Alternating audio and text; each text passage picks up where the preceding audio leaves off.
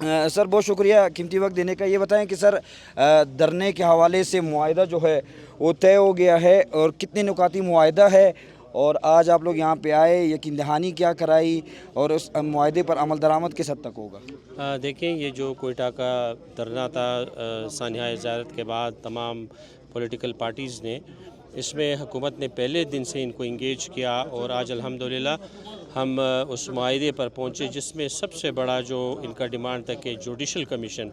CM Balochistan ने पहले ही दिन से एक कमेटी बनाई थी CMIT, जिसमें जो बलूचिस्तान के हॉनेस्ट ऑफिसर्स है, जिसको कोई भी, जिसकी क्रेडिबिलिटी कोई भी क्वेश्चन नहीं कर सकता, कि वो इसकी उनकी सरबराही में जो तमाम पश्तून ऑफिसर्स थे वो यहाँ पे जाके उनका वो करें, इंक्वायरी करें। लेकिन जो कमेटी थी उनका डिमांड यही था कि इस हवाले से हम जुडिशल कमीशन बनाना चाहते हैं। हम चाहते हैं कि ये अगर कहीं पे भी नेगलिजेंस हुई है, हुकूमत इंशाल्लाह उन लोगों के ख़िलाफ़ कार्रवाई करेगी।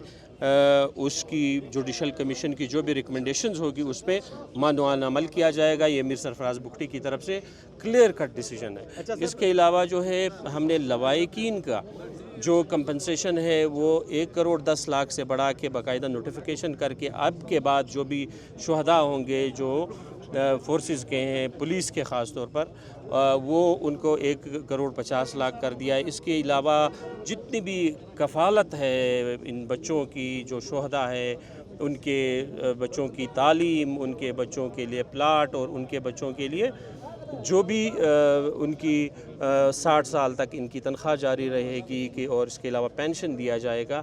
तो हुकूमत बलूचिस्तान कड़ी है इन तमाम शुहदा के साथ, हमारे ही शुहदा है और हम पहले दिन से ही इनके साथ खड़े हैं और हम नहीं छोड़ेंगे। इन शुहदा की कफ़ालत इस हुकूमत की ज़िम्मेवारी है तब तक जब तक इनके बच्चे हैं, इनके जो भी हमारी उनकी फैमिलीज़ हैं, हम उनको अपना फैमिली समझते हैं और उनकी कफ़ालत